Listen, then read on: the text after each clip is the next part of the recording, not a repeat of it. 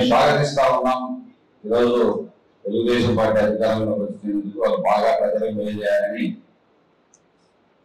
మేము కూడా అభినందిస్తా ఉన్నాం. ఎందుకంటే ఎన్నో వాగ్దానాలు చెప్పి ప్రజలకు మెరుగైన పాలన అందిస్తామని చెప్పి ఈరోజు అధికారంలోకి వచ్చారు. మేము కూడా ఒక 6 మాసాలు వేచి చూడదలుచున్నాం. ఎందుకంటే వెంటనే మేము మాట్లాడదలుచుకోలేదు, మాట్లాడాలి వాళ్ళు తగ్గాయి కదని మేము ప్రశ్నించదలుచుకోవాలి.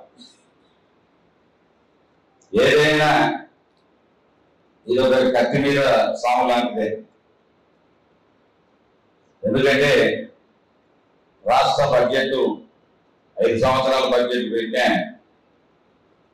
వాళ్ళు ఇచ్చిన వాగ్దానాలకు 1 సంవత్సరానికి సరిపోదు. ఎందుకంటే కేంద్రం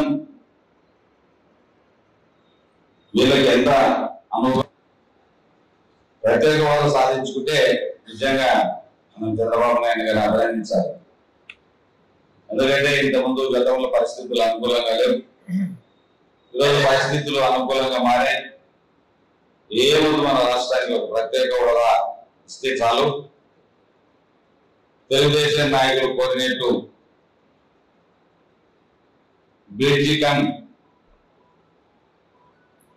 అక్కడ ఒక మన సంగమేశ్వరం వద్ద అక్కడ ఒక అలుగు నిర్మించాలి అని చెప్పి ఏదైతే అడుగుతున్నారో అది కూడా అలుగుతో పాటు బ్రిడ్జి వేయిస్తామని గతంలో నాయకులు చెప్పడం జరిగింది.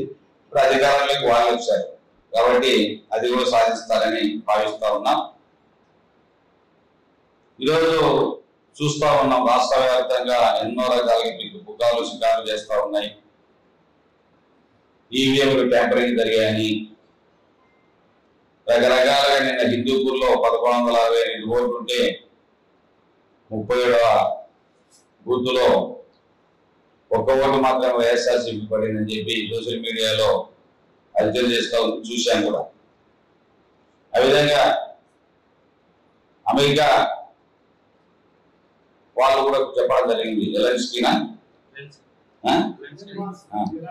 ఎలాన్ మస్క్ అతను కూడా ట్యాంపరింగ్ చేయొచ్చు అని నిర్ధారించారు. అయినా ఎన్ని కాలక్షేపాలు తప్ప దేనికి ఉపయోగపడవు.